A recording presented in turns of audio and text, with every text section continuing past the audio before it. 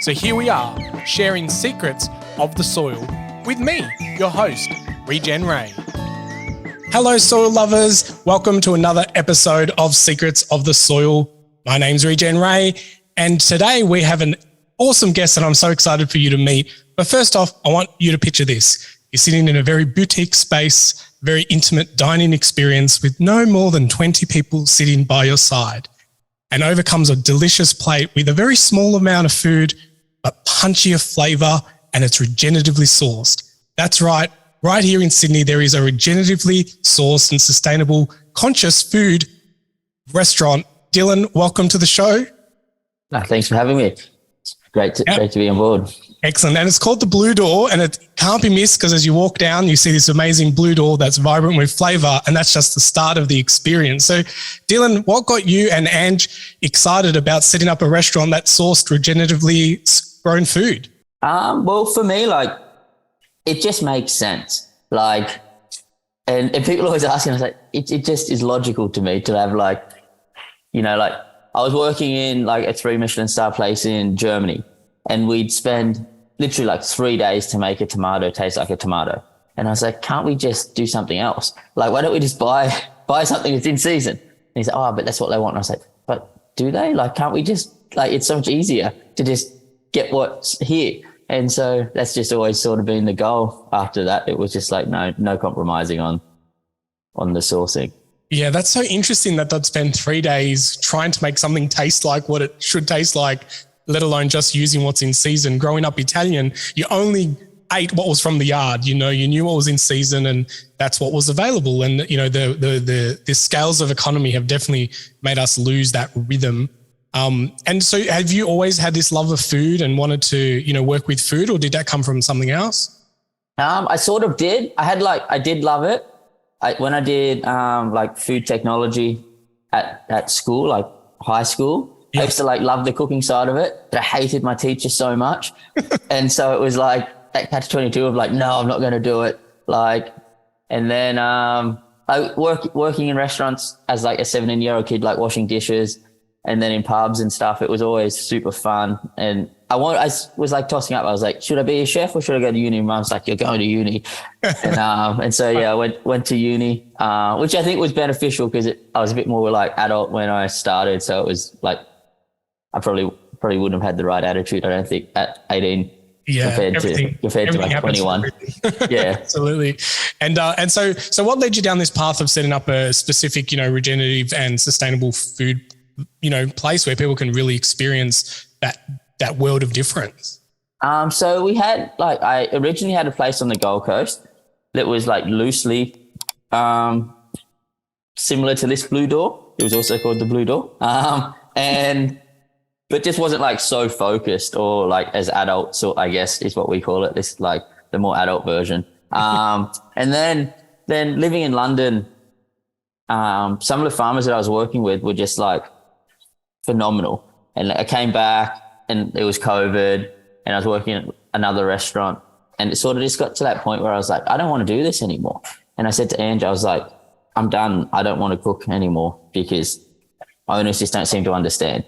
And I was like, it's you can't keep just raping the ocean, just being yes, that's I said this the other day to someone. I was like, you realize if they're selling say 200 kilos of eye fillet a day at Rockfall or one of these big restaurants, I was like, there's only 2.5 kilos come off each half of a cow max. Mm-hmm. So you killed 100 cows to get to where we're going each day, and there's nothing else. Where's the rest of it, sort of thing. So, and she was like, all right, cool. Just do what you want to do then. And so we went down it. Once you start to meet all the farmers, and she's like, wow, this is so interesting. I'd never forget it. We went and saw Aaron. He pulled a carrot out of the ground, and she was like, oh, cool. So one just grows that just keeps growing. And he's like, no, that's the end.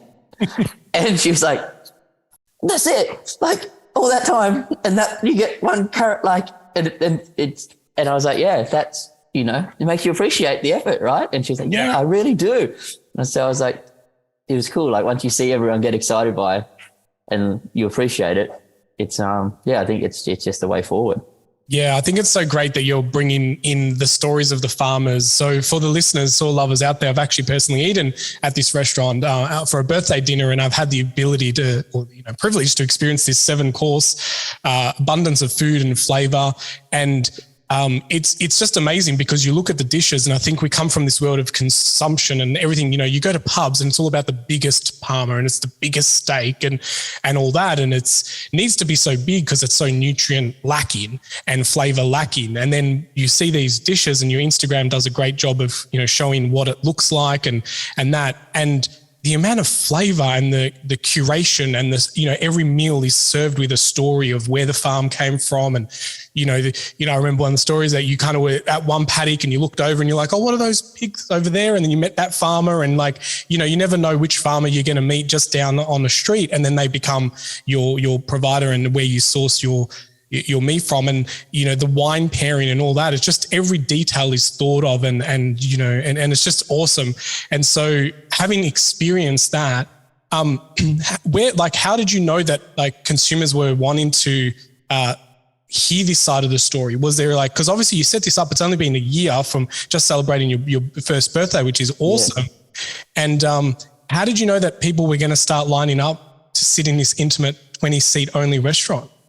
We didn't. I guess is the main one. But we did run a pop-up for right next door, actually. So that's how we found the space that we're in. Yeah. Cool. Mark and Vinny's used to be there, and they've moved next door, and we did a pop-up in the space next door. Yeah. Nice. And we invited sent out a few invitations, and then we also got quite a lot of chefs and stuff from around Sydney came. And we're like, fuck, if I could have a restaurant, this would be it. And you're like, well, if the people cooking love it, then surely it's sort of going to translate. And then we did quite a few pop-ups, and people were like, oh, wow, you're really shining a light on the producers. And you're like, yeah, cool. And so that sort of was just, I don't know, it's our little mission to try to change the way people dine. Yeah. And I know on your your Instagram, you say hyper producer focused restaurant. What does that mean to you? So we change every week. And so some weeks, we did one week that we did 5 courses of lamb, basically, because that's what was happening. There was no fish in the sea, essentially. All our guys, because we only work with 2 fishermen. So when they weren't fishing, obviously there's no fish.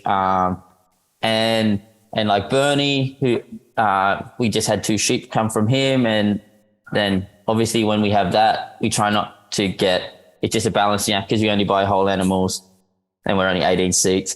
As you can imagine, 2 sheep take quite a while for us to sort of use. And then cows, we didn't have any beef all winter. I think it was from about April, because with all the rain and everything, there was, Rob was struggling to get weight put back on the cows because there's no nutrients in the grass. As you guys probably understand, lots of rain doesn't help as much as people think. And so, it was, and that's what it is. Every week it's different. Sometimes you have lots of things. Sometimes you have, 6 different proteins. That's really great. Sometimes you have no proteins. And that's just what it is. I don't know, a lot of farmers, you talk to them, and it's difficult. They can't farm ethically and keep up with giving you 100 chickens every week. These guys so it's Sasha, most recently off him, I was like, oh, can we get some chickens? Blah, blah. And he's like, yeah. And I was like, when's good for you? Because I was like, we can take it in 3 weeks. And he goes, yeah, way better. And so you're like, yeah, cool. All right, that's fine. And it's more, if they're doing what's best, then we get what's best. And it's easy to make something good. If it's if you start with a good product, it's super easy. You don't really have to do much. It's so refreshing to hear the fact that you know the names of the farmers and that you're working with them and not against them. So many farmers are forced to put, produce on the truck when they know it's not ready, or they're forced to pick a fruit because the markets are expecting the boxes to be full, and to have this ability to, change your menu and go, well, tonight's sit-in is all lamb because that's all that's available. And then the consumers know that, there's this expectation, that there's everything available in abundance all the time at a click of a button, you know, and that's not reality. You know, a lot of people are working really hard and pushing boundaries to make that kind of supply chain work. And then hearing you just articulate that, where you're ringing them up and go, oh, if that's going to put pressure on you, like, let's just stretch it out a couple of weeks. And they're like, oh yeah, that works better for me. Like that connectivity, and then being able to transfer that into the minds of people dining in your restaurant, I just think is the way that we need to set up our future food systems, that we are understanding that there's flows and rhythms, and sometimes there just isn't any chicken available. Yeah, like that's it. It's like, well, and then when people go like, wow, that's the best chicken, I was like, yeah, it is. But, you know, it's $40 for a chicken, and that's how much I pay for it. So, yep. You really like it? Great. But you have to support the guys doing it, or you have to get it somewhere like us. But it's just that trying to create that community. And that's where I think we're starting to get that sort of rhythm where you can communicate it really well. And you've got the people who are like connected now to our restaurant, who've been like 4, 5, 6 times and really care. And they're like, yeah, like this is great. Like, can we get this? Can we get, you know, yeah, sure. Like next time I get it, I'll let you know. And they're like, yeah, cool, sweet. And it's just good. I think like that's the sort of goal, is to have people just care. Yep. And that's what we say. Like, you just want you to feel connected and to want to ask these questions, because I don't know, for me, if someone asks me something I don't know it, I'm like, oh, I want to find that out. And so if you're working somewhere, surely, and the customers are saying to you like, oh, where's this come from? And you don't know, surely next time you want to make sure that you know all the answers, and that can only help, I think.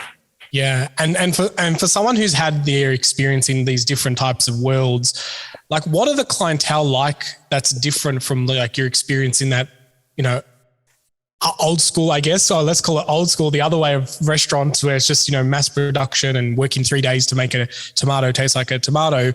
And then what you're doing now, like what's the biggest difference that you see with the clientele and their experience and what they leave with? I think everyone, you see some people come with like really like have no concept of what they're coming to, I think. And they've just been like, oh, this is a good rated restaurant. Sweet. And like we had one lady come and she was like, oh, where's the rest of it? And we're like, what do you mean? And she's like, where's the rest of the restaurant? And I was like, this is all of it. Like this is the whole place. And she was like, oh. And then by the end of it, they were like, God, this is the best thing ever. And I think it just disarms them when you start to have that and involve them in like, yeah, that they generally come either knowing us or not and wanting to be part of it. But by the end, they're like excited and like, oh, wow, I can't wait to come back. Like, this is really cool. You really changed next week. And like, and you see some people book 2 weeks in a row, like to test you, to be like, did you change? And you're like, yeah, of course we did. Like, we just do what we say. That's all we're trying to do. Everyone's so cynical these days. Like, do they really change it up?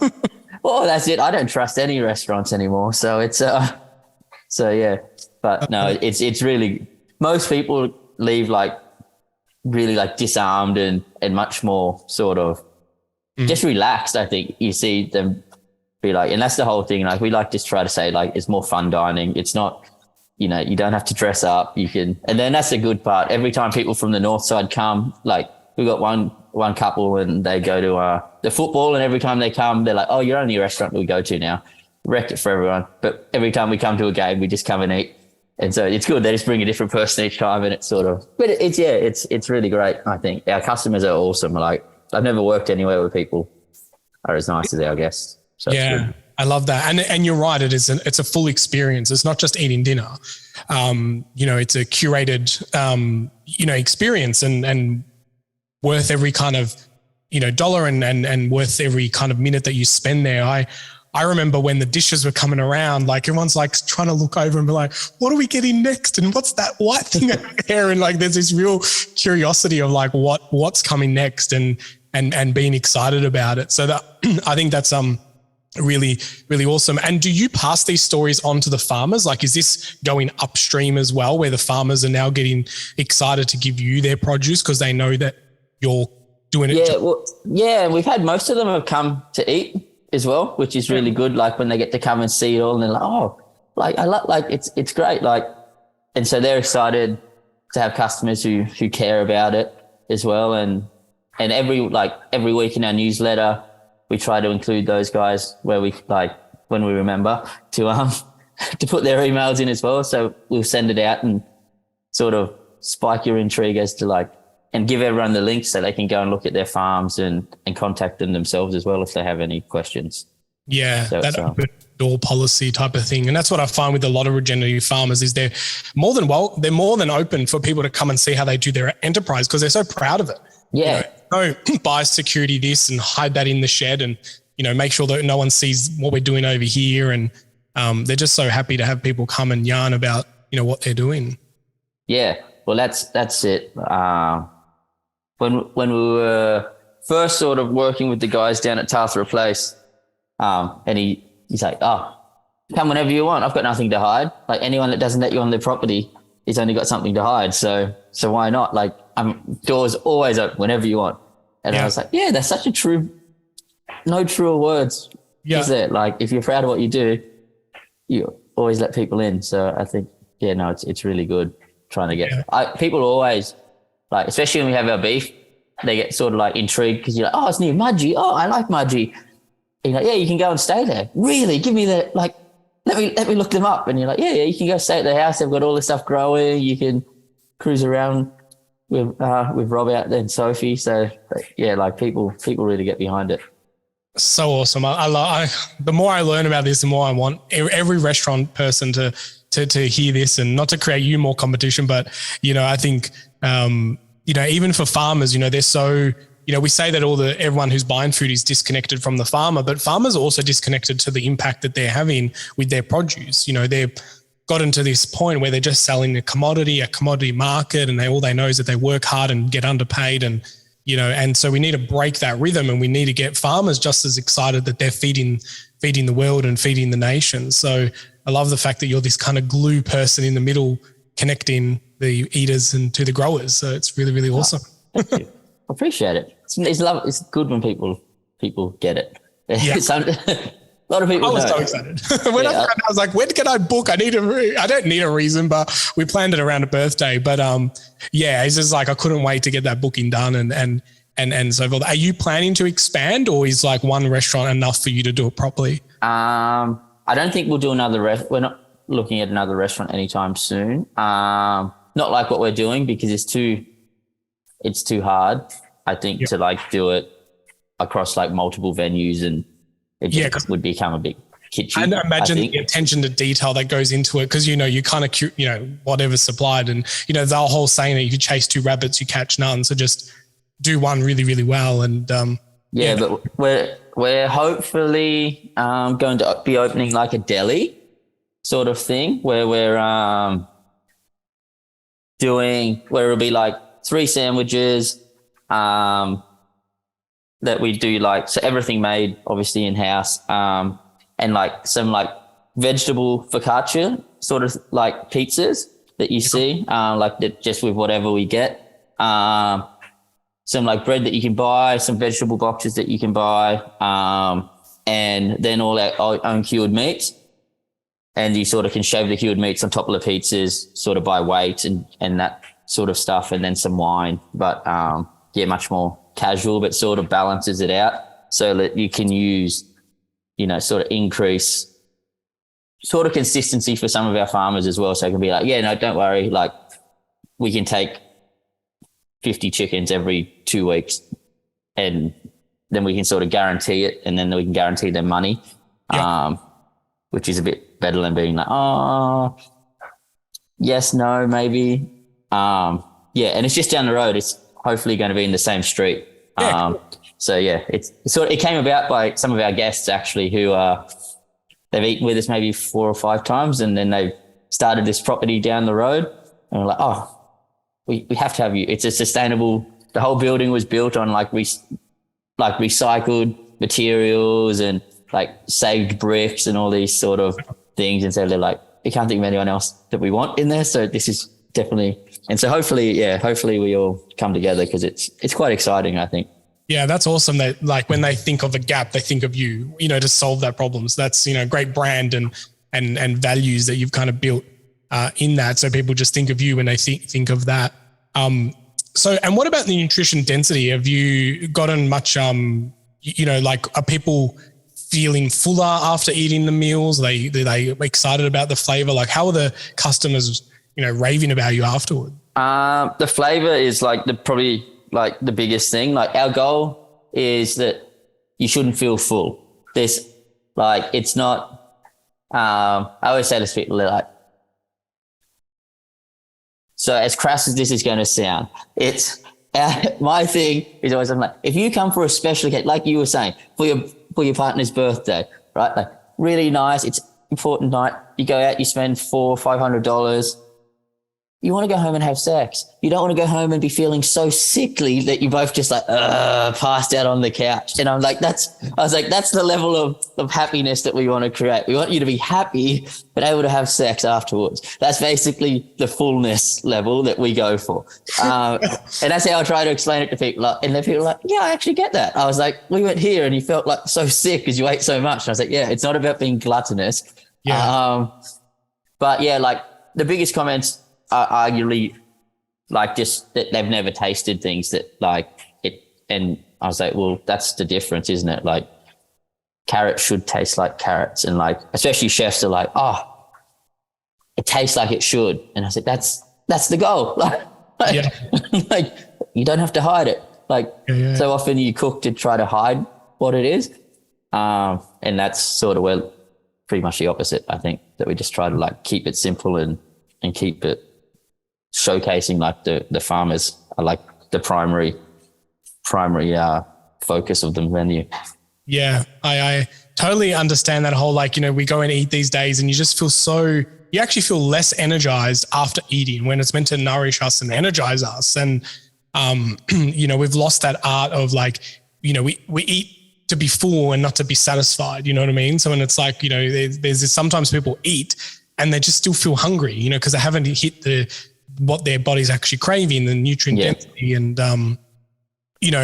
I love eating and I eat a lot. And when I saw the portion sizes on Instagram and all that, I thought, I just don't know if this is going to be, fill me up. We're going to have to do another pit stop on the way home and all that. And I can tell you that by the end, I was just like so satisfied, so fulfilled, just so in awe of the ability of creating such amazing flavors and textures with just so little, you know what I mean? It's just like coming from the Italian background, the nonna would just like fill your plate up and here's more bits off the home, and and then it was definitely great food, but then there's also this kind of other side of it where the principles of less is more really played to I really experienced that on that night. So it was really, really awesome.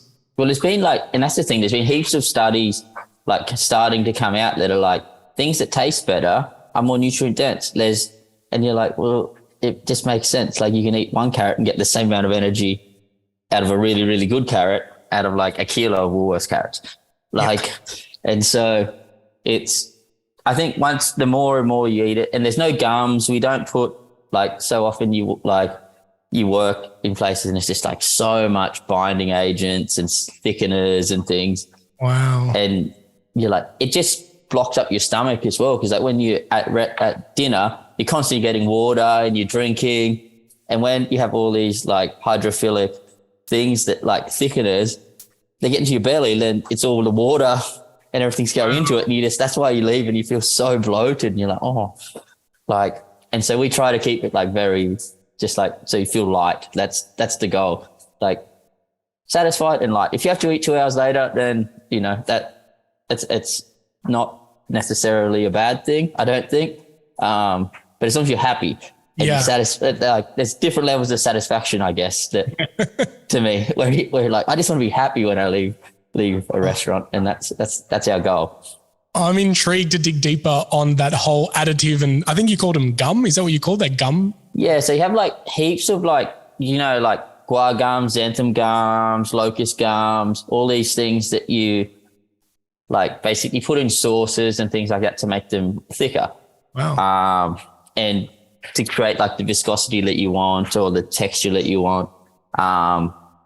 And then even more sort of other things. Oh, wow, big storm. I just heard it too. Yeah. I was like, and and I find like, especially like in lots of Michelin places, and then lots of MSG goes into lots and lots of restaurants that I know have heaps, like literally season things with MSG instead of salt. And you just, I don't know, you just leave feeling so flat. And when you do, you're like, oh, this is, I don't know, it just doesn't, it's a bad way to end. It's like, if that's how you have to create flavor. And that's what I've been trying to sort of show people. It's like, look, it doesn't all taste the same. It's not all kombu and shio kombu and koji, like where it's real food. Like it's not fake flavor. It's real flavor. And that's a testament to the guys that we work with. Like, just buy good stuff. It's easy. Awesome. Soil lovers, we're going to take a quick break, but when we come back, we're going to hear some of the stories about the farmers that are providing this awesome food on the other side of the restaurant. Stick with us. Hello, soil lovers. I hope you're enjoying today's guest and this podcast, but I wanted to just let you know that when you get excited about soil, just as you're hearing about our guests, then you will want to check out the Soil Learning Centre. The Soil Learning Centre is a hub that we put together and digitalized all the content over the years that were originally on DVD into this online learning experience. So if any of our guests or any of the topics that we speak about during the podcast whet your appetite and you want to get your hands dirtier and dig deeper and get educated around different things around soil, whether it be biodynamics, permaculture, whether it be using a microscope, or whether it just be hanging out with other like-minded educators, mentors, and facilitators, then the Soil Learning Centre is a place for you to hang out and dig deeper. That's the soillearningcentre.com. We have lots of different programs, courses, and even a membership. So if you want to belong to a community of other soil lovers, then that's the place to hang out. Well, until we meet again, enjoy the rest of this podcast. Back to the program. Welcome back, soil lovers. You're joining Regen Ray and Dylan from the Blue Door. Hopefully our conversation has been making you hungry and if you're in Sydney, I highly recommend for you to get a booking in. You only serve the dishes a couple of times a week. Is it Friday and Saturday nights? Thursday, Friday, Saturday. Okay. Full of tasting menu. And then we're doing a wine bar now on Monday and Tuesday night. That's the same ingredients, just done in a much more fun sort of like fried chicken and hamburgers and good stuff. Nice. Yeah. Love that. And so I want to hear a little bit more about like what it's like meeting these farmers. Like, what are you experiencing? What are you looking for when you go out onto these farms? And can you share a couple of stories of people who you've met that have just been awesome and you're like, oh, we have to source your stuff? Well, Bernie's probably the number one. And where is it? Let me look it up. Because I always get it wrong where he's from. Because we were just driving along one day, literally, and we saw his sheep on the side of the road, and I was like, oh, that's they look like Australian whites. And so we just Googled where we were and kept driving because we were going down to a culinary cod, and they were, rang him and ended up meeting him, and that was the end of it. Like now we get every now and then he'll send it to us. Where is it? Binalong. It is right. Binalong. Yeah, nice. And so we literally met him on the side of the road, and I rang him and said we're opening a restaurant, and I'd like to talk to him about some sheep. And he said, oh, we can't supply, we can't keep up with, we can't do restaurants that only kill 12 at a time. And they've got to be like pre-sold to the locals around here. And this is, and he's like super cool guy. He's got sheep everywhere sort of thing. Like, and I don't mean like in abundance. I just mean they're sort of all over the shop. And then he ended up, we've been, oh no, we'll just take one. And he said, oh, okay, sure. And so, we just get them shipped up to us whenever Bernie rings us. We're allowed to take two now, which is nice. But so he's quite a vibe. It's just good. Like, you sort of just look for the people who care, I guess, and see what they're trying to do. So and I think it's like everything. Once you talk to somebody, you can it's pretty quick to see how, especially farmers are very transparent. And like I said to Andrew, I was like, you're going to meet a lot of broken people. Yeah. And he's like, what? And I was like, and then like Luke from Task Replace, like, bless him, but he's exactly the same as me, where he's just like, oh, these fucking people, they don't get it. And I'm like, it's true. Like, people don't, and you work so hard and just to be like, come on, like it's not a magical thing that you can just ring up and be like, I want 200 ducks today, and then no support or anything, and then all of a sudden I want 200 more, and you don't have them, and they're angry that you don't have, you like, because like they're not, it's not magic. They take 6-7 weeks to exist. Everyone's wanting instant gratification, you know, and this is what I worry about with the whole 3D printed food. You know, it's like another scary world of just on demand food. But yeah, it's like trying to explain that to, and like even the guys from the Good Food Guys, they don't understand it. Like, you know, oh, it takes time. It's like, but that's not the concept. The concept is we get it when we get it, and that's it. Like, you know, like Chris Bolton, you talk to him, he can go fishing. You can't guarantee you're going to catch anything. And then sometimes you can't go fishing. It's like, oh, the reef's closed because there's been a huge coral spawn, so you're not allowed to fish. Oh, cool. Oh, there's storms, or all these sort of like factors. And like Bernie, you know, not Bernie, Rob out at Gundui, these guys, the rain, you think, oh, it's great. They've been in drought, they've got rain, you're like, yeah, but there's no nutrients in the grass. Like, so they're eating shit basically, and not being able to move around as much. And so, and different disease and things they've got to battle with. And and it's 100% like certified organic, so you can't do anything. And he spent so long to get the certification, so you don't want to lose it. 100%. But now, like, he's been like amazing in the last probably like 4 months, I think, 3-4 months.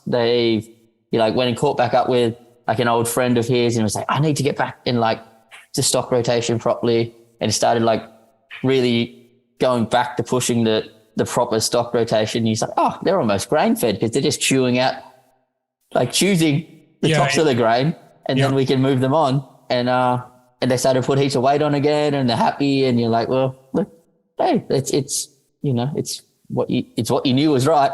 And it's these guys are all just doing such a great job, I think.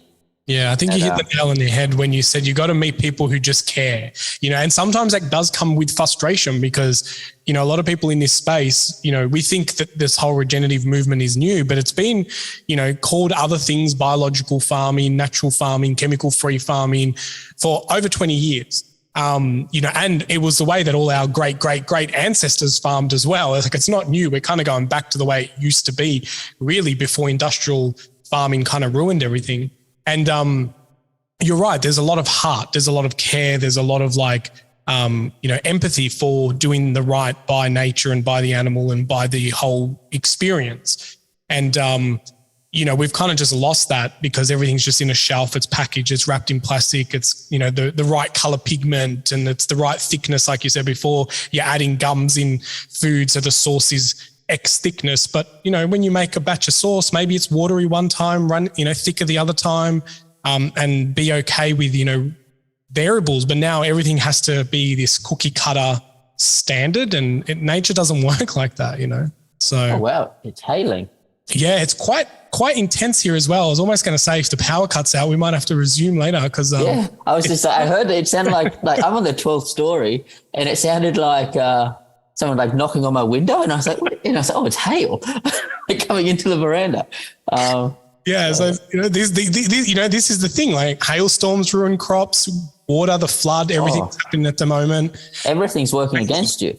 Yeah, and it changes the rhythm. Like, sometimes you can't have the carrots that you want for $1 a bag in the Woolies, you know, and even the logistical nightmare of getting produce around Australia. Look what happened just during COVID. It's horrible. Yeah, that's the hardest part. Yeah. Do you feel that a lot of people moved to go knowing more about their food during that whole COVID side of things? Do you think it made people more aware of where their food's coming from? I definitely think people started to care a lot more, and they got a better understanding as well. And I think it's like changing it's somewhat, for me, and I said this like right at the start of COVID, I was like, this is going to change. You're going to lose that nothing restaurants. Like, where, you know, there's like those restaurants that you go to and you're like, oh, it's quite expensive for what it is. And I think and I was like, you're going to lose that middle sort of expensive nothing restaurant because people spend all this time at home being like, oh, I can make bread. I can make pasta, I can do this. And then it's sort of like, if you can't offer them an experience or something they can't do at home now, it's like, well, why are we going out? Like what's the point in going out to eat Barilla pasta out of a packet? Like it sort of defeats the purpose unless it's like really a catch up. And but it has, and you see, like, you still have that like really cheap and cheerful, but that middle ground is the ones that are like, I think, are the most struggling now, and people want more, like, and like people come looking to challenge you at the restaurant as well about things. Like we have these people like, how can you have this? How can you serve chicken? And you're like, well, here's X, Y. I was like, we go to the farm together if you want, and you can talk to them. Like, super happy to do it. And like, okay, I guess you put all their names on the website. Yeah, I was like, we're not hiding who they are, like, or where it comes from. I was like, I show you photos, like, we were there. Like, you know, we've been to chicken farms that we don't serve. Like, this isn't, like, it's not the first farm that we visited who we've chosen to serve. And like, that's probably like one of the big ones that is the hardest, I think, is like chicken. And like, even like we were going to use like a rooster, like you really wanted to use a rooster supplier. And then when you went and saw it, you're like, oh, it's very like, this is very much a myth. What you're portraying on like Instagram isn't the reality. You know, it's so that's a big thing. You sort of do have to put in the miles, and probably been a bit guilty of not doing it lately, but it's also that sort of period where everyone's been struggling a lot. So you don't, I don't know, you just have our team. They're fine. Everyone's doing a good job. And so it's been really good. And now I think everyone's sort of back on board. So it's great. You know, that whole like Instagram curation, and I've unfortunately been on some farms as well where you see the photos and everything's green and lush. And that was that one time when they booked the photographer. Yeah. You know, every other year it's dust and dirt and not so, you know, as accurate, you know. And that's like what we were saying before. If a farmer's happy for you to come on their property or visit, or they've got, you know, an Airbnb through agro-tourism and all that, like they're the farms that you want to go and hang out with and see, because they've got nothing to hide. And there's full transparency. You know, so open door policy, you know, or open gate policy, you know, is definitely a much better, you know, way of kind of picking foods. And I love the fact that over COVID, there was, you know, open food networks that kind of popped up that help farmers create marketplaces and things like that. And, you know, restaurants like yourself, and hopefully this starts a trend and more people start seeing that you're booked out every week and go, well, we need to change our model to be more like that, you know, and because the consumer demand is obviously there. So, that's the thing. And even like trying to educate, like people don't realize, like the amount of chefs that have no idea is, and I was like, that's like, it's such a hard, like, how can you change the like preconception if like the people making the food don't get it? Like, like I was trying to say, I said the other day, I was like, you realize that 2GR Wagyu is Gina Reinhardt's Wagyu, right? Like, and I was like, she's the devil. She's hurt our country like so much for all, like anything good she can ever do. She's taken so much out of it. And I was like, have you seen the farms? And they're like, what do you mean? And I was like, and you Google the photos, and I was like, there's no grass. You notice there's no grass. Like, oh, I was like, yeah, this is like Northern Territory with no grass. It's not a very pleasant place to be. Like, whereas you look at the photos of like where our beef comes from, it's like shoulder high grass. And like, I've never seen cows. It's like, these cows were like dogs. They were so intelligent and like, and nimble, and like Rob's like, yeah, they make decisions all day. Yeah. Like, they're not just sitting with the head in it. They're not hangry. Yeah. Like, and he's like, they eat what they want to do. They choose what they want to eat. Yeah. And so they're making decisions and are like fully connected to what's going on. And you're like, oh, wow. Like, and then you come along and you're like, yeah, most cows are just doing their thing. But these guys, it's really impressive. Once you see it, you really want to like help and support as much as you can, I guess. Like, I know we had a bit of a farm tour, and people were just like, oh, I didn't know you could pat cows. Oh, they're so friendly. And, it's just like, yeah, that's exactly right. Like that's how they should be. But the others on the feedlots, they're just hangry. They're not eating good food and they're angry with each other and they're fighting amongst themselves about who's going to get that next blade of grass that happens to appear somewhere. Of course, they're not going to be friendly and approachable. They're so nutrient deficient and they're so, got such bad energy around, themselves. They look angry. Where in regenerative farms, they're so cuddly. People lie on them. And, I've met farmers out in New South Wales as well, where they just sit there with the animals and observe them for a couple of hours. So that way they can see what grasses they're eating, who's interacting with who, and really connected to the animals. It's just so beautiful to see. And you think that's where I want more of the food to come from. But yeah, places like yourself help push that awareness, Yeah. And I think that's it's really important for even vegetarians and vegans. It's fine to have whatever, if that's what you believe in, you don't want to do whatever, but you have to still respect that you need animals to farm. It's without them, you can't achieve what you need to achieve with soil to have good vegetables without animals. It needs to exist in, you can't just have this monoculture farming approach and expect it to be good. It's literally all your eggs in one basket. You grow up hearing it your whole life and then it's but that's what we want. If you, what do you expect?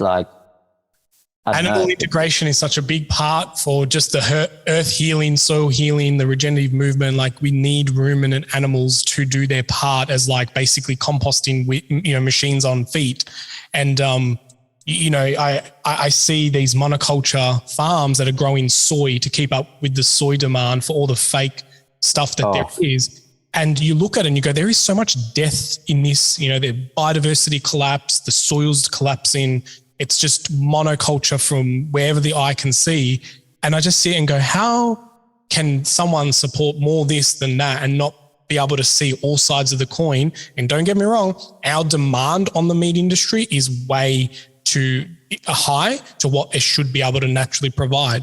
But that's because people need to be okay that they go to the shop and there's no chickens today, or there's no eggs. Exactly. There's no milk. If we're okay with that, then the system will solve itself. But if we're going to go and complain because there was no milk or there was no eggs or, then that's where the problem is. And we as buyers are creating that demand that the shelves have to be full all the time, so we need to change our way and know that things are seasonal and we don't have an abundance of all this produce. And bringing animals back into a wholesome, green, lush, earth healing environment, there's nothing more beautiful than that.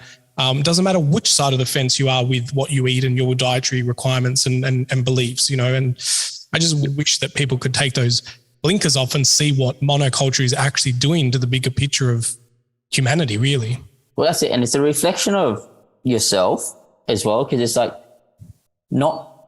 it's just you don't have the knowledge to do it outside you have your set 7 meals that you eat every week and you really want to have that. And it's but sometimes you only need to eat meat, twice a week. You don't have to have it every day. It doesn't have to be the focal point of every dish that you have at home. It doesn't have to be a 400-gram chicken schnitzel and half a potato. You can go the other way. You can have heaps of veggies and share that 400-gram schnitzel between 4 of you, and you're still going to be fine if you're buying good vegetables and you're making it interesting.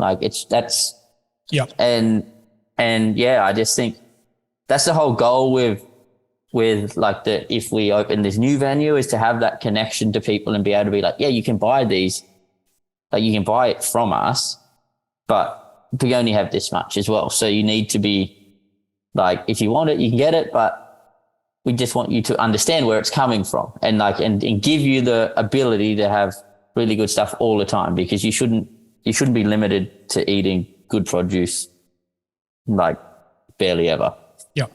I agree. Same page. Yeah, it's it gets frustrating sometimes because it's stop it. No, we can't you have, vegans. Oh, it was just vegetables. Yeah, because you're a vegan. This is the concept. You only eat vegetables. What else did you want from me? We don't do soy. We don't do these things. The energy deficit that they create, just by manufacturing is is like insane. It undoes all the good. I know. Do you know Fred Provenza? He wrote the book called Nourished. Okay. He got the book here for those watching on the video version. You can see the cover on the screen. But I interviewed him recently, and he basically said that we're at a point in civilization where it's actually taking 17 joules of energy to create 1 joule of nourishment food. And so I kind of say to people, like, would you go to work for $1 if it cost you $17 to get there? You wouldn't do it. Yeah. We're expecting that on the food system at the moment, where more energy is going into producing it for the amount of energy that it actually gives us to survive, and it's just, there's only so much runway that's going to actually give. And that's why I get very excited when I come into restaurants like yours, and we're sharing that kind of same passion of knowing where our food is, knowing our farmer, being connected to all the moving parts. And I was very happy to share the stories with Ange serving those that night, about who the farmer was and where it came from and how you met them on the side of the road. And, it's very, very wholesome. Yeah, no, awesome. Yeah. That's the thing. Like, I don't know, even like today I saw Matt Chatfield. Do you know Matt from the Cornwall project? No. So he's probably the person who's like got me most into like the whole concept of like rotational farming, basically. And he does a thing called Kalyor in Cornwall in England.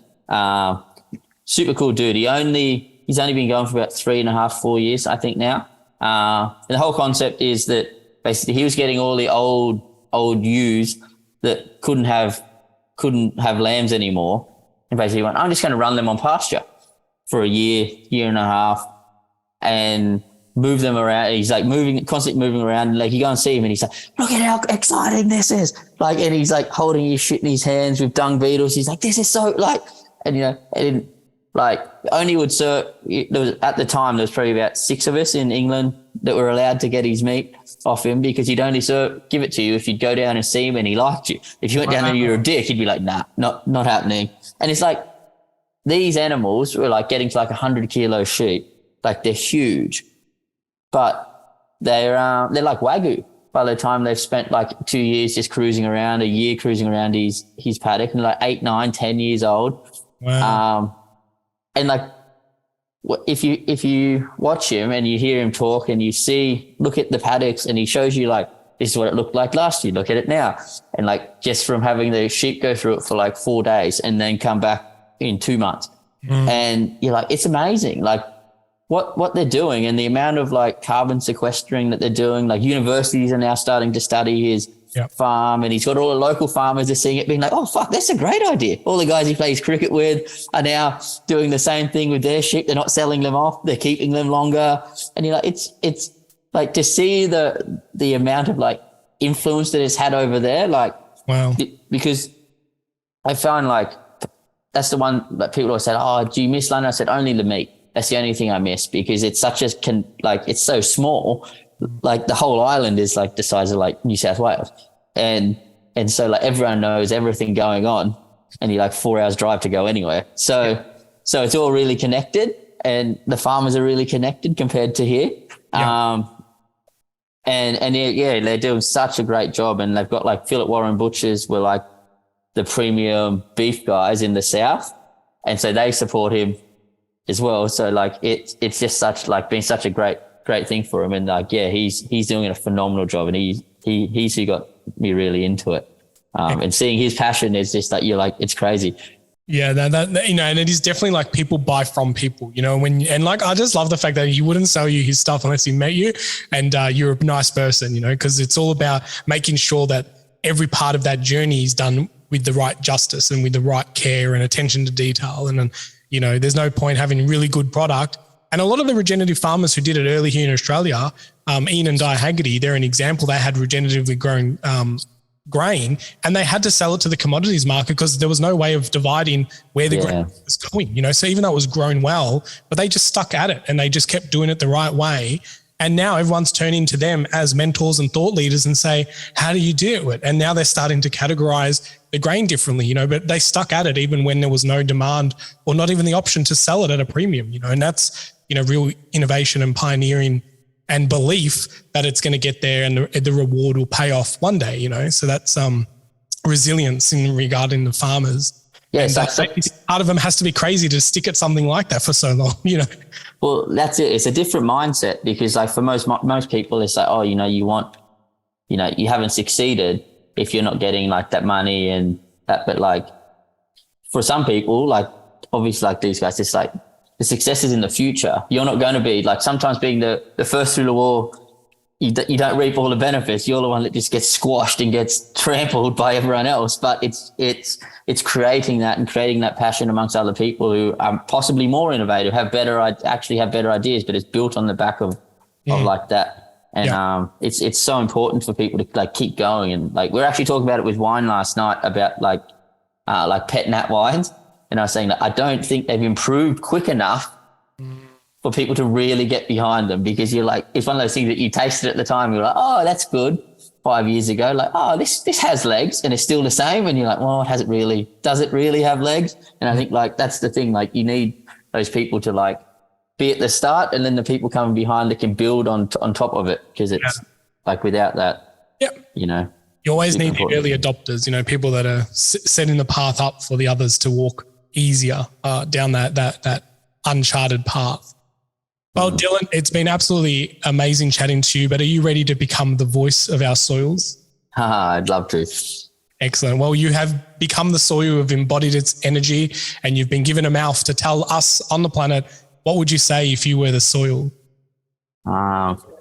Be nice to me. Awesome. Excellent. I think that's all we can ask for. And what are some of the ways that you think that we could be nice to you?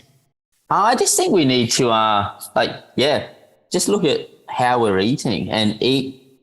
Literally, you can't expect the same farm to have the same thing every week. It just is like, and that's the thing, like being more flexible is just, it's all I can ask people to do. Like just have a more open mind when it comes to food.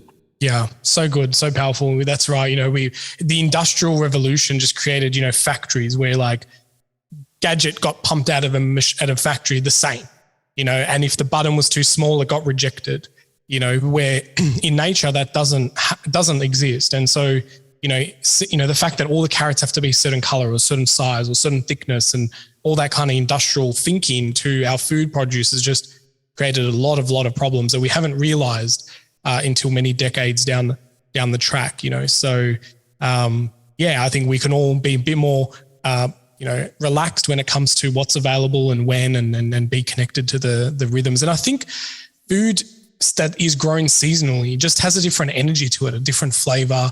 You know, forcing a banana to ripen in a wrong season just doesn't seem right, you know, or using gases to cause fruit to ripen. It's just, how can that be natural? You know, so yeah, it's just crazy. Yeah. And I think that's like, people need to, I think, have that support of venues and of suppliers and of people who aren't using perfect thing. Like perfection doesn't, like, you know, you can't have creativeness with perfection. The two don't work together.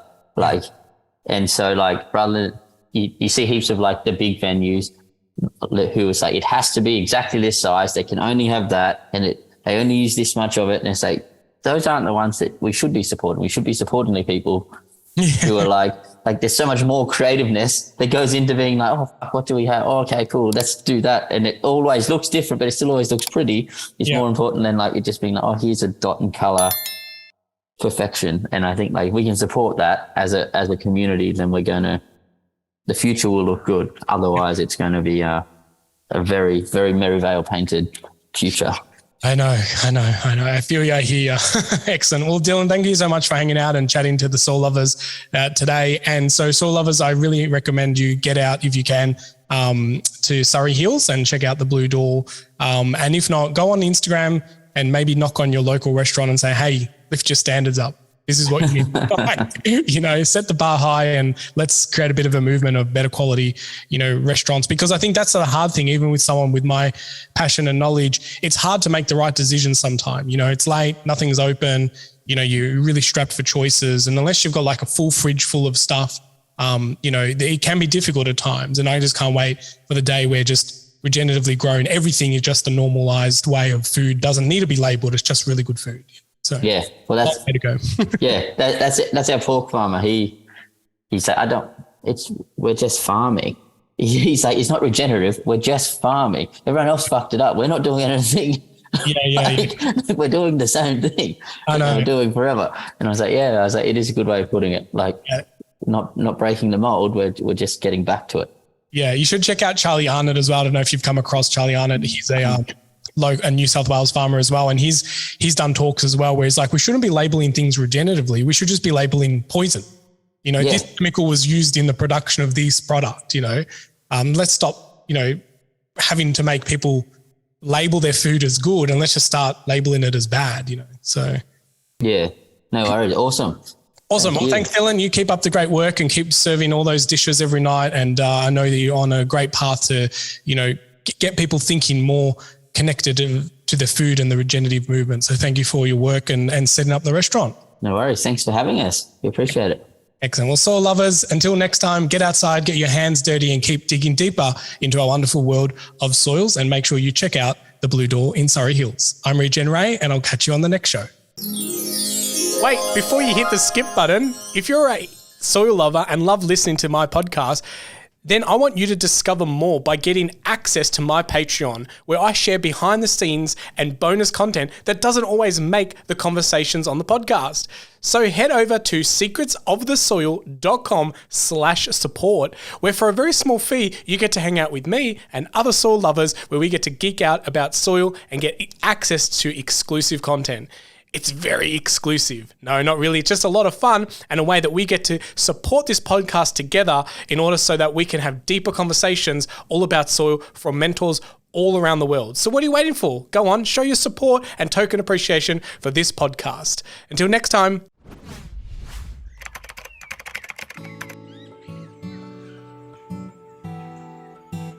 Well, soil lovers, that's enough secrets for one episode. I really hope that you enjoyed all the secrets shared during this conversation. But hey, let's not keep it a secret. Please share this podcast around and make sure that you like it and leave us a review, because that really helps spread the secrets of the soil.